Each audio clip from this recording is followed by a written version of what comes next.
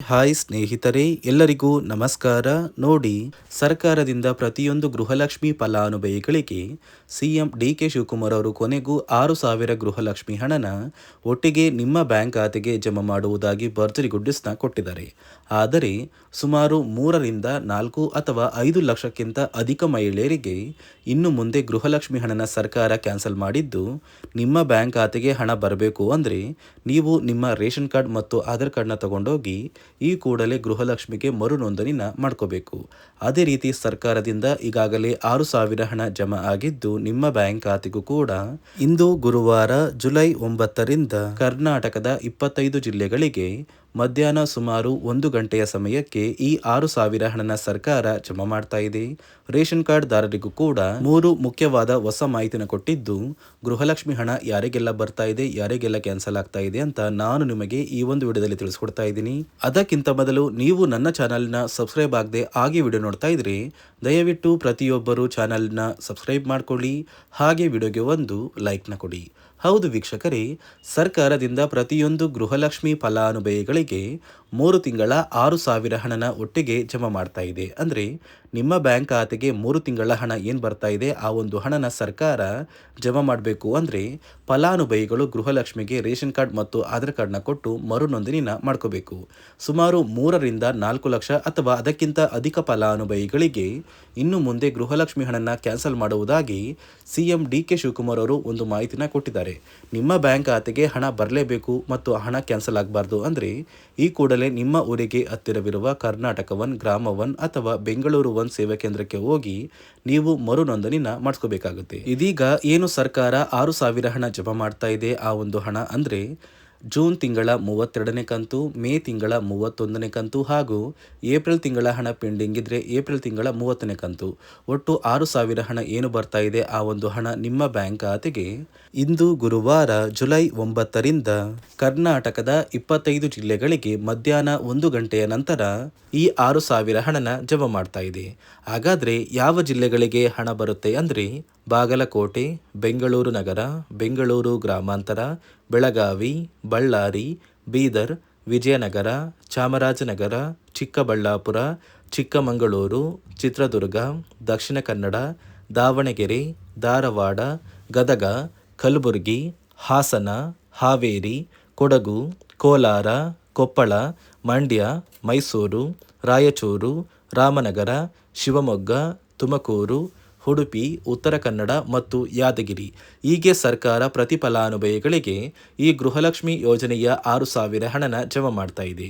ಆದರೆ ಸಾಕಷ್ಟು ಮಹಿಳೆಯರಿಗೆ ಗೃಹಲಕ್ಷ್ಮಿ ಹಣ ಈಗಾಗಲೇ ಕ್ಯಾನ್ಸಲ್ ಆಗಿದ್ದು, ಯಾವ ಕಾರಣಕ್ಕೆ ಕ್ಯಾನ್ಸಲ್ ಆಗಿದೆ ಮತ್ತು ಸರ್ಕಾರ ಗೃಹಲಕ್ಷ್ಮಿ ಹಣಕ್ಕೆ ಜಾರಿಗೆ ತಂದಿರುವ ಹೊಸ ನಿಯಮಗಳ ಬಗ್ಗೆ ಕೂಡ ನಾನು ನಿಮಗೆ ತಿಳಿಸ್ಕೊಡ್ತಾ ಇದ್ದೀನಿ. ನಿಮ್ಮ ಬ್ಯಾಂಕ್ ಖಾತೆಗೆ ಗೃಹಲಕ್ಷ್ಮಿ ಯೋಜನೆಯ 3 ತಿಂಗಳ 6,000 ಹಣ ಜಮಾ ಆಗಬೇಕು ಅಂದರೆ ನೀವು ಆದಷ್ಟು ಬೇಗ ಗೃಹಲಕ್ಷ್ಮಿಗೆ ಮರು ಅರ್ಜಿನ ಹಾಕೋದು ಕಡ್ಡಾಯ. ಯಾವ ಕಾರಣಕ್ಕೆ ನೀವು ಮರು ಅರ್ಜಿ ಹಾಕಬೇಕು ಅಂತ ಕೂಡ ತಿಳಿಸ್ಕೊಡ್ತಾ ಇದ್ದೀನಿ. ನೋಡಿ ವೀಕ್ಷಕರೇ, ಸುಮಾರು 2ರಿಂದ 3 ಲಕ್ಷಕ್ಕಿಂತ ಅಧಿಕ ಮಹಿಳೆಯರಿಗೆ ಗೃಹಲಕ್ಷ್ಮಿ ಹಣನ ಸರ್ಕಾರ ಕ್ಯಾನ್ಸಲ್ ಮಾಡಿದೆ. ಯಾಕಂದರೆ ಈ 3 ಲಕ್ಷಕ್ಕಿಂತ ಅಧಿಕ ಫಲಾನುಭವಿಗಳ ಬ್ಯಾಂಕ್ ಖಾತೆಗೆ ಪ್ರತಿ ತಿಂಗಳು ಗೃಹಲಕ್ಷ್ಮಿ ಹಣ ಜಮಾ ಆಗ್ತಾ ಇತ್ತು. ಸುಮಾರು ಸಾಕಷ್ಟು ಫಲಾನುಭವಿಗಳು ಮರಣ ಹೊಂದಿದ್ದಾರೆ. ಆ ಮರಣ ಹೊಂದಿರುವ ಫಲಾನುಭವಿಗಳ ಒಂದು ಸಂಖ್ಯೆ 2 ಲಕ್ಷಕ್ಕಿಂತ ಜಾಸ್ತಿ ಇದೆ. ಇದೇ ಕಾರಣಕ್ಕೆ ಪ್ರತಿ ಫಲಾನುಭವಿಗಳು ಗೃಹಲಕ್ಷ್ಮಿಗೆ ಮರು ಅರ್ಜಿನ ಹಾಕಿ ನಿಮ್ಮ ಬ್ಯಾಂಕ್ ಖಾತೆಗೆ ನೀವು ಹಣ ಪಡಿಬೇಕು. ಇಲ್ಲಿ ಮರು ಅರ್ಜಿ ಹಾಕುವ ಮೂಲಕ ಸರ್ಕಾರಕ್ಕೆ ನೀವು ಇನ್ನೂ ಕೂಡ ಗೃಹಲಕ್ಷ್ಮಿ ಹಣನ ಪಡಿತಾ ಇದ್ದೀರಿ ಅಂತ ತಿಳಿದು ಬರುತ್ತೆ. ಮತ್ತು ಯಾರೆಲ್ಲ ಫಲಾನುಭವಿಗಳು ಮರು ಅರ್ಜಿನ ಹಾಕೋಲ್ಲ ಅಂತಹ ಫಲಾನುಭವಿಗಳ ಒಂದು ಹೆಸರನ್ನ ಗೃಹಲಕ್ಷ್ಮಿ ಯೋಜನೆಯ ಅರ್ಹರ ಪಟ್ಟಿಯಿಂದ ಸರ್ಕಾರ ಕ್ಯಾನ್ಸಲ್ ಮಾಡುತ್ತೆ. ಸರ್ಕಾರಕ್ಕೆ 2 ಲಕ್ಷಕ್ಕಿಂತ ಅಧಿಕ ಮಹಿಳೆಯರು ಮರಣ ಹೊಂದಿರೋದು ತಿಳಿದು ಬಂದಿದೆ. ಇದೇ ಕಾರಣಕ್ಕೆ ಈ ಜುಲೈ ತಿಂಗಳಲ್ಲಿ ಸರ್ಕಾರದಿಂದ ನೇಮಕಗೊಂಡಿರುವ ಕೆಲವು ಅಧಿಕಾರಿಗಳು ನಿಮ್ಮ ಮನೆ ಬಾಗಿಲಿಗೆ ಬಂದು ಪ್ರತಿ ಫಲಾನುಭವಿಗಳ ಒಂದು ದಾಖಲಾತಿಗಳನ್ನ ಮರುಪರಿಶೀಲನೆ ಮಾಡಿ ಮತ್ತೆ ಅರ್ಜಿನ ಹಾಕ್ಸ್ಕೊಂಡು ಹೋಗ್ತಾರೆ. ನಂತರ ನಿಮ್ಮ ಬ್ಯಾಂಕ್ ಖಾತೆಗೆ 3 ತಿಂಗಳ 6,000 ಹಣ ಬರುತ್ತೆ. ಅದೇ ರೀತಿ ಇನ್ನು ಮುಂದೆ ಪ್ರತಿ ವರ್ಷವೂ ಕೂಡ ನೀವು ವರ್ಷದ ಕೊನೆಯಲ್ಲಿ ಗೃಹಲಕ್ಷ್ಮಿಗೆ ನೀವು ಹೊಂದಿರುವ ಲೈಫ್ ಸರ್ಟಿಫಿಕೇಟ್ನ ಕೊಟ್ಟು ಅರ್ಜಿನ ಹಾಕಿದ್ರೆ ಮಾತ್ರ ಆ ಒಂದು ವರ್ಷದಲ್ಲಿ ಪ್ರತಿ ತಿಂಗಳು ಗೃಹಲಕ್ಷ್ಮಿ ಯೋಜನೆಯ 6,000 ಹಣ ಬರುತ್ತೆ. ಈಗಾಗಲೇ ಫಲಾನುಭವಿಗಳಿಗೆ ಗೃಹಲಕ್ಷ್ಮಿ ಹಣ ಜಮಾ ಆಗೋದಕ್ಕೆ ಸ್ಟಾರ್ಟ್ ಆಗಿದೆ ಮತ್ತು ಸರ್ಕಾರ ಈ ಗೃಹಲಕ್ಷ್ಮಿ ಹಣಕ್ಕೆ ಕೆಲವು ನಿಯಮಗಳನ್ನ ಕೂಡ ಜಾರಿಗೆ ತಂದಿದೆ. ಅದೇ ರೀತಿ ರೇಷನ್ ಕಾರ್ಡ್ ಹೊಂದಿರುವ ಪ್ರತಿಯೊಂದು ಕಾರ್ಡ್ದಾರರಿಗೂ ಕೂಡ ಸರ್ಕಾರ 3 ಮುಖ್ಯವಾದ ಭರ್ಜರಿ ಗುಡ್ಡಿಸ್ನ ಕೊಟ್ಟಿದ್ದು, ಮೊದಲ ಒಂದು ಗುಡ್ ನ್ಯೂಸ್ ಬಂದು ಸರ್ಕಾರ ಹೊಸ ರೇಷನ್ ಕಾರ್ಡ್ಗೆ ಅರ್ಜಿನ ಸ್ವೀಕಾರ ಮಾಡ್ತಾ ಇದೆ. ನೀವು ಕೂಡ ಹೊಸ ರೇಷನ್ ಕಾರ್ಡ್ನ ಪಡಿಬೇಕು ಅಂದರೆ ಆದಷ್ಟು ಬೇಗ ಅರ್ಜಿನ ಹಾಕಿ. ಅದೇ ರೀತಿ ಎರಡನೆಯ ಒಂದು ಗುಡ್ ನ್ಯೂಸ್ ಬಂದು ನೋಡಿ ವೀಕ್ಷಕರೇ, ನಿಮ್ಮ ಒಂದು ರೇಷನ್ ಕಾರ್ಡ್ಗೆ ಸರ್ಕಾರದಿಂದ ಈ ಜುಲೈ ತಿಂಗಳಲ್ಲಿ 3 ತಿಂಗಳ ಒಟ್ಟು 15 ರೀತಿಯ ಆಹಾರ ಪದಾರ್ಥಗಳನ್ನ ಪ್ರತಿಯೊಂದು ರೇಷನ್ ಕಾರ್ಡ್ದಾರರಿಗೆ ಸರ್ಕಾರ ಕೊಡುವುದಾಗಿ ಒಂದು ನಿರ್ಧಾರ ಮಾಡಿದೆ. ಹೌದು ವೀಕ್ಷಕರೇ, ನಿಮ್ಮ ಒಂದು ರೇಷನ್ ಕಾರ್ಡ್ಗೆ ಜುಲೈ ತಿಂಗಳ ಇಂದಿರಾ ಕಿಟ್ ಸಿಗುತ್ತೆ ಮತ್ತು ಜೂನ್ ತಿಂಗಳ ಇಂದಿರಾ ಕಿಟ್ ಸಿಗುತ್ತೆ. ಅದೇ ರೀತಿ ಮೇ ತಿಂಗಳ ಇಂದಿರಾ ಕಿಟ್ನ ಕೂಡ ಸರ್ಕಾರ ಕೊಡ್ತಾ ಇದ್ದು ಒಟ್ಟು 3 ತಿಂಗಳ 15 ಆಹಾರ ಪದಾರ್ಥಗಳನ್ನ ಸರ್ಕಾರ ಪ್ರತಿ ಕಾರ್ಡ್ದಾರರಿಗೆ ವಿತರಣೆ ಮಾಡ್ತಾ ಇದೆ. ಮೂರನೆಯ ಒಂದು ಗುಡ್ ನ್ಯೂಸ್ ಬಂದು ಇನ್ನು ಮುಂದೆ ನೀವು ಉಚಿತ ಅಕ್ಕಿ ಪಡಿಬೇಕು ಅಂದರೆ ಆ ಒಂದು ಬಯೋಮೆಟ್ರಿಕ್ ಮಷಿನ್ ಮೇಲೆ ಬೆರಳಿಡುವಂತಹ ಅವಶ್ಯಕತೆ ಇಲ್ಲ. ಯಾಕಂದ್ರೆ ಇದೀಗ ಸರ್ಕಾರ ನಿಮ್ಮ ಒಂದು ಬೆರಳು ಆ ಒಂದು ಮಷಿನಲ್ಲಿ ಎಂಟ್ರಿ ಆಗಿಲ್ಲ ಅಂದ್ರೂ ಕೂಡ ಆ ಒಂದು ಅಧಿಕಾರಿಗಳು ಪುಸ್ತಕದಲ್ಲಿ ನಿಮ್ಮ ಒಂದು ಹೆಸರನ್ನ ಬರ್ಕೊಂಡು ನಿಮ್ಮ ಕಾರ್ಡಿಗೆ ಅಕ್ಕಿನ ಕೊಡಬೇಕು ಅಂತ ಸರ್ಕಾರ ಆದೇಶ ಕೊಟ್ಟಿದ್ದು, ಈ 3 ಗುಡ್ ನ್ಯೂಸ್ನ ಪ್ರತಿಯೊಂದು ಫಲಾನುಭವಿಗಳಿಗೆ ಸರ್ಕಾರ ಕೊಡ್ತಾ ಇದೆ. ಇದರ ಜೊತೆಗೆ ನಿಮ್ಮ ಬ್ಯಾಂಕ್ ಖಾತೆಗೆ ಗೃಹಲಕ್ಷ್ಮಿ ಯೋಜನೆಯ ಹಣ ಇನ್ನು ಮುಂದೆ ಬರಬೇಕು ಅಂದರೆ 5 ರೀತಿಯ ಹೊಸ ನಿಯಮಗಳನ್ನ ನೀವು ಪಾಲಿಸಬೇಕು ಅಂತ ಸರ್ಕಾರ ಆದೇಶ ಕೊಟ್ಟಿದೆ. ಅದೇ ರೀತಿ ನೋಡಿ ಸ್ನೇಹಿತರೆ, ಈ ಬಾರಿ ಸುಮಾರು 3 ಲಕ್ಷಕ್ಕಿಂತ ಅಧಿಕ ಫಲಾನುಭವಿಗಳ ಬ್ಯಾಂಕ್ ಖಾತೆಗೆ ಸರ್ಕಾರ ಗೃಹಲಕ್ಷ್ಮಿ ಯೋಜನೆಯ ಹಣನ ಜಮಾ ಮಾಡ್ತಾ ಇಲ್ಲ. ಕಾರಣ ಏನು ಅಂದರೆ ನಿಮ್ಮ ಬ್ಯಾಂಕ್ ಖಾತೆಗೆ ಡೆಬಿಟ್ ಮೂಲಕ ಹಣ ಜಮಾ ಮಾಡುವಂತಹ ಸಂದರ್ಭದಲ್ಲಿ ಸರ್ಕಾರ ಸಾಕಷ್ಟು ಫಲಾನುಭವಿಗಳ ಒಂದು ಬ್ಯಾಂಕ್ ಖಾತೆಗೆ ಹಣ ಜಮಾ ಮಾಡೋದನ್ನು ಕ್ಯಾನ್ಸಲ್ ಮಾಡಿದೆ.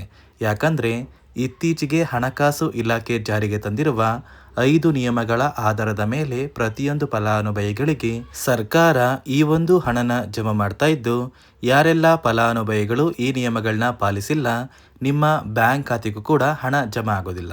ಹಾಗಾದರೆ ಬನ್ನಿ ಸ್ನೇಹಿತರೆ, ಸರ್ಕಾರ ಜಾರಿಗೆ ತಂದಿರುವ ಆ 5 ಹೊಸ ನಿಯಮಗಳು ಏನು ಅಂತ ನಾನು ನಿಮಗೆ ತಿಳಿಸ್ಕೊಡ್ತಾ ಇದ್ದೀನಿ.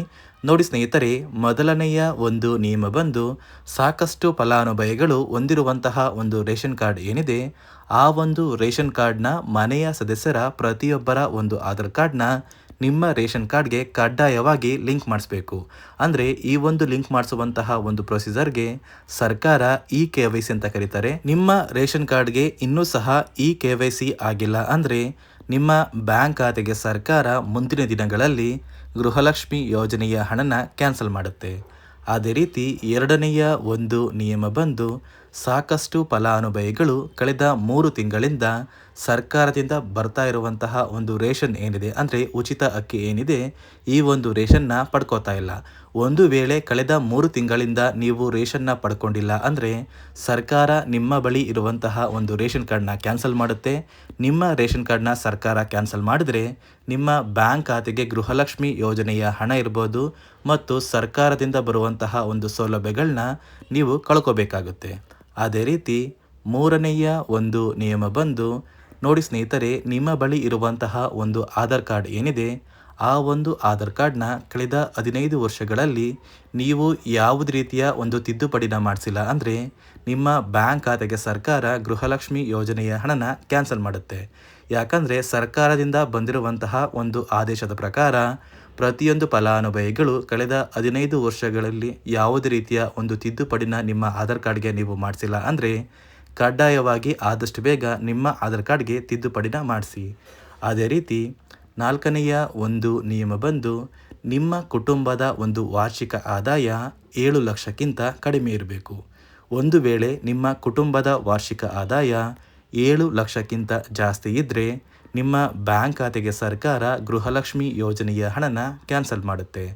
ಅದೇ ರೀತಿ ಐದನೆಯ ಒಂದು ನಿಯಮ ಬಂದು ನಿಮ್ಮ ಕುಟುಂಬದ ಸದಸ್ಯರು ಅಥವಾ ಗೃಹಲಕ್ಷ್ಮಿ ಯೋಜನೆಯ ಫಲಾನುಭವಿಗಳು ಯಾರು ಕೂಡ ಸರ್ಕಾರಿ ನೌಕರರಾಗಿ ಕಾರ್ಯನಿರ್ವಹಿಸ್ತಾ ಇರಬಾರ್ದು.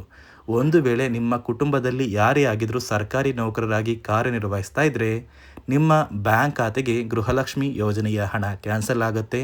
ಈ 5 ನಿಯಮಗಳ ಆಧಾರದ ಮೇಲೆ ಪ್ರತಿಯೊಂದು ಫಲಾನುಭವಿಗಳಿಗೆ ಸರ್ಕಾರ ಹಣ ಜಮಾ ಮಾಡ್ತಾ ಇದೆ. ಒಂದು ವೇಳೆ ನೀವು ಈ 5 ನಿಯಮಗಳನ್ನ ಪಾಲಿಸಿಲ್ಲ ಅಂದರೆ ನೀವು ಕೂಡ ಗೃಹಲಕ್ಷ್ಮಿ ಯೋಜನೆಯ ಹಣದಿಂದ ವಂಚಿತರಾಗಬೇಕಾಗುತ್ತೆ. ನೋಡಿ ವೀಕ್ಷಕರೇ, ಸರ್ಕಾರದಿಂದ ಪ್ರತಿ ಫಲಾನುಭವಿಗಳಿಗೆ ಇಂದು ಗುರುವಾರ ಜುಲೈ 9ರಂದು ಕರ್ನಾಟಕದ 25 ಜಿಲ್ಲೆಗಳಿಗೆ 3 ತಿಂಗಳ 6,000 ಗೃಹಲಕ್ಷ್ಮಿ ಹಣ ಬರ್ತಾ ಇದೆ. ರೇಷನ್ ಕಾರ್ಡ್ದಾರರಿಗೂ ಕೂಡ ಸರ್ಕಾರ ಭರ್ಜರಿ ಗುಡ್ಡಿಸ್ನ ಕೊಟ್ಟಿದೆ ಮತ್ತು ನೀವು ಗೃಹಲಕ್ಷ್ಮಿಗೆ ಆದಷ್ಟು ಬೇಗ ಮರು ಅರ್ಜಿ ಹಾಕಿ ಮತ್ತು ಹಣನ ಪಡ್ಕೊಳ್ಳಿ ಅಂತ ಹೇಳ್ತಾ ಇದಿಷ್ಟು ಸರ್ಕಾರದಿಂದ ಬಂದಿರುವ ಮಾಹಿತಿಯಾಗಿದ್ದು, ನಾನು ಕೊಟ್ಟಿರುವ ಮಾಹಿತಿ ನಿಮಗೆ ಇಷ್ಟ ಆಗಿದ್ದಲ್ಲಿ ನನ್ನ ಚಾನಲ್ನ ಸಬ್ಸ್ಕ್ರೈಬ್ ಮಾಡಿಕೊಂಡು ಹಾಗೆ ವಿಡಿಯೋಗೆ ಒಂದು ಲೈಕ್ನ ಕೊಡಿ.